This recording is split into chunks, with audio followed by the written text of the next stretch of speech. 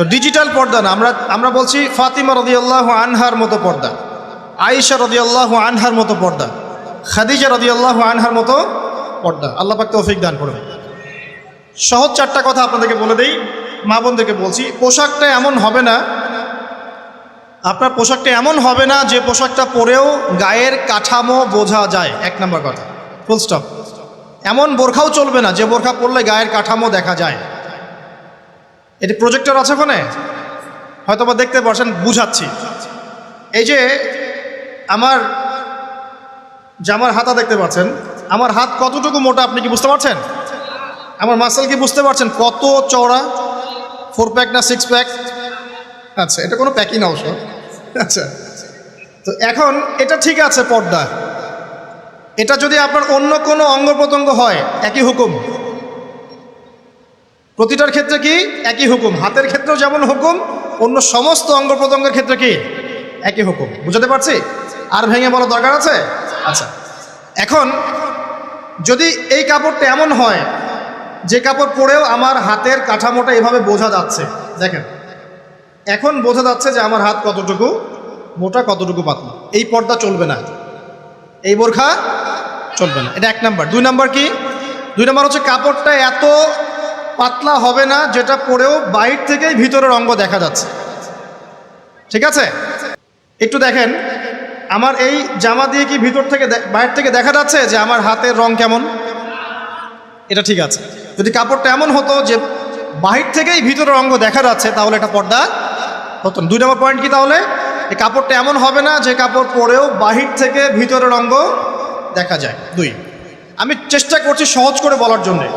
3 number হচ্ছে কাপড় এমন হবে না যে কাপড়টা পুরুষদের কাপড়ের সাথে সাদৃশ্য আছে। আপনি টি শার্ট, গেঞ্জি, স্কিন প্যান্ট বা পুরুষরা যে পোশাকগুলো পরে এগুলো পরতে পারবেন না। কথা কি বুঝতে পারছেন? এটা 3 নাম্বার। আর 4 নাম্বার হচ্ছে অমুসলিমদের সংস্কৃতির সাথে, তাদের ধর্মীয় কালচারের সাথে সাদৃশ্য আছে এমন কোনো পোশাক আপনার পরা যাবে না। এটা ছেলে মেয়ে উভয়ের জন্যই বলছে। কয়টা বললাম মূলনীতি ভাই? 4টা। মা বোনকে শেখাতে পারবেন তো ইনশাল্লাহ? কাপড় এমন হবে না যে কাপড় এত টাইট যেটা পরলে শরীরের কাঠামো বোঝা যায়, পর্দা হয় নাই, চলবে না। যদি বোরখাও হয় তবুও চলবে না। 2, এত পাতলা হবে না যে বাহির থেকে ভিতরের অঙ্গ দেখা যায়, চলবে না। 3 নাম্বার, পুরুষদের পোশাকের সাথে সাদৃশ্য আছে এমন পোশাক পরা যাবে না। যদিও বা শেষ জামানায় এই শ্রেণীর মেয়েদের সংখ্যা বাড়বে যারা পুরুষের পোশাক পরে রাস্তায় ঘুরবে। আর 4 নাম্বার হচ্ছে অমুসলিমদের ধর্মীয় কালচারের সাথে সাদৃশ্য আছে এমন কোনো পোশাক পরা যাবে না। 3 নাম্বারটার ক্ষেত্রে একটা কথা বলে দেই যে নবী সাল্লাল্লাহু আলাইহি ওয়াসাল্লাম বলেছেন শেষ জামানায় এক শ্রেণীর মেয়ে বের হবে।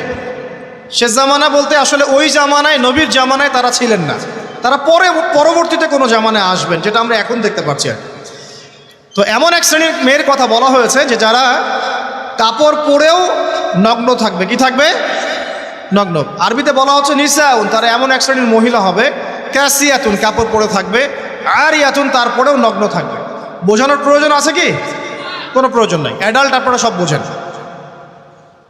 মুমিলাতুন মাইলাতুন, অর্থাৎ নিজেরাও অন্যকে আকৃষ্ট করবে, নিজেরাও অন্যকে আকৃষ্ট করবে এবং অন্যের প্রতি আকৃষ্ট হবে, দুটোই হবে। নিজেরাও আকৃষ্ট হবে, অন্যকেও কি করবে? আকৃষ্ট করবে। ওই যে সিডিউস, নিজেরাও সিডিউস হবে, অন্যকেও সিডিউস করবে। এই শব্দটা 1400 বছর আগে নবী সাল্লাল্লাহু আলাইহি ওয়াসাল্লাম হাদিসে বলে গিয়েছেন যে এমন এক শ্রেণীর মেয়ে বের হবে যাদেরকে আমি দেখি নাই, আমার যুগে তারা ছিল না, পরবর্তী কোনো যুগে আসবে। এদের ব্যাপারে নবী সাল্লাল্লাহু আলাইহি ওয়াসাল্লাম বলছেন যে তারা জান্নাতে যাবেও না, জান্নাতের গন্ধও কখনো পাবে না। আল্লাহ পাক কোরআনে বলেছেন একটা সূরায়, যদি আল্লাহ রাব্বুল আলামিন রাতকে স্থবির করে দেন, কেউ কি আছে দিন নিয়ে আসবে? আবার বলেছেন আল্লাহ পাক যদি দিনকে স্থবির করে দেন, স্থির করে দেন, কোনো সত্তা কি আছে রাত এনে দিবে? তাহলে আল্লাহ পাক চাইলে একদিনকে 1 বছর করতে পারেন না? একদিনকে 1 মাস করতে পারেন না? একদিনকে 1 সপ্তাহ করতে পারেন কি না? বাকি দিনগুলো আমাদের মতোই। সাহাবীরা বলছেন ইয়া রাসূলুল্লাহ সাল্লাল্লাহু আলাইহি ওয়াসাল্লাম, নবীর নাম আসলে কি পড়বেন? সাল্লাল্লাহু আলাইহি ওয়াসাল্লাম, তাহলে 10 নাকি পাবেন? 10টা গুনাহ মাফ হবে, আল্লাহ পাক আপনার প্রতি 10 বার রহম করবেন ইনশাআল্লাহ। আর যে ব্যক্তি নবীর নাম শুনে দরুদ পড়ে না, নবী সাল্লাল্লাহু আলাইহি ওয়াসাল্লাম তাকে বদদুয়া করেছেন। কি করেছেন? বদদুয়া করেছেন। একদিন নবীজি সাল্লাল্লাহু আলাইহি ওয়াসাল্লাম মিম্বরের উপর দাঁড়িয়ে আছেন, তৃতীয় সিঁড়িতে গিয়ে তিনি বললেন আমিন। সাহাবীরা বললেন আপনি কেন আমিন বললেন ইয়া রাসূলুল্লাহ? তখন নবীজি বললেন, তৃতীয় সিঁড়িতে আমি যখন ছিলাম তখন জিবরাইল আলাইহিস সালাম এসে আমাকে বলেছেন, হে মুহাম্মদ, সেই ব্যক্তি ধ্বংস হোক যার সামনে আপনার নাম উচ্চারিত হয়েছে কিন্তু সে আপনার নাম শুনেও দরুদ পড়ে নাই। তাহলে আমরা রাসূলুল্লাহ সাল্লাল্লাহু আলাইহি ওয়াসাল্লামের নাম শুনে দরুদ পড়বো কিনা? না পড়লে কি হবে?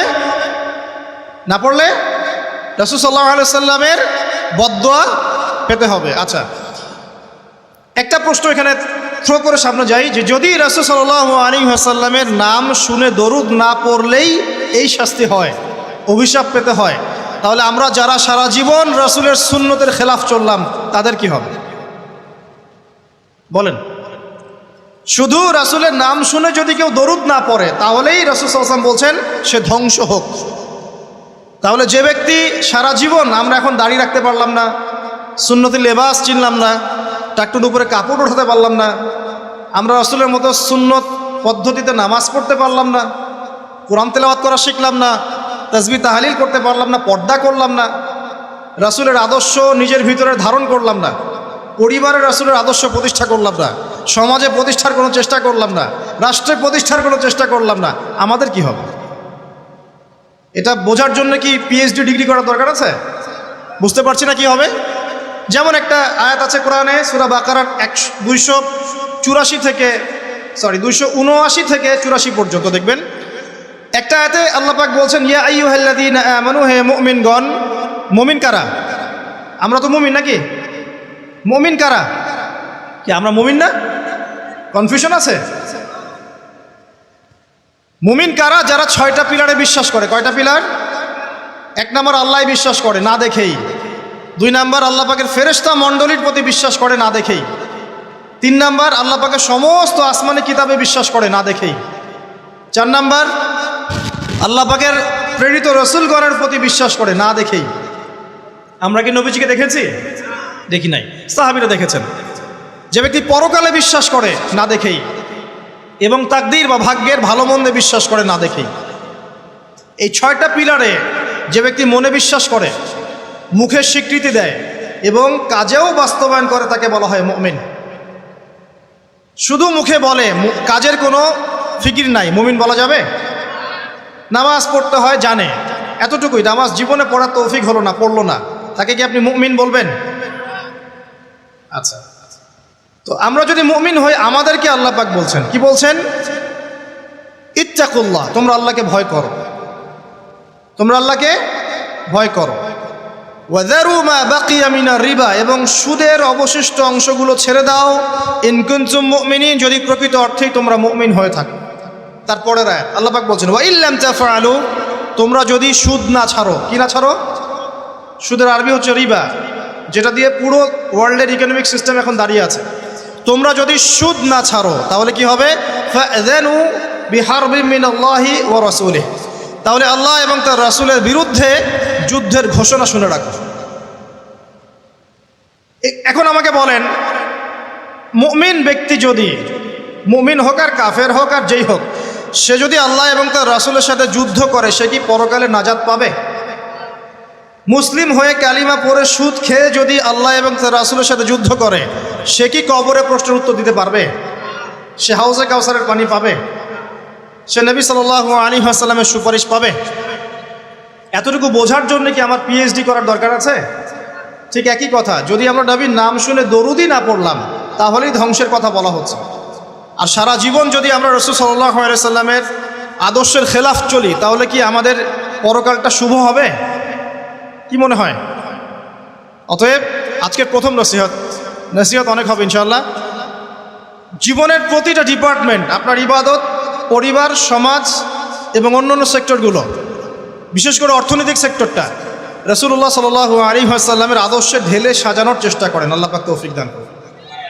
পারা যাবে ইনশাআল্লাহ? যাদের দাড়ি নাই রাখবেন তো আজকে ইনশাআল্লাহ? টাকনুর উপরে কাপড় উঠবে ইনশাআল্লাহ?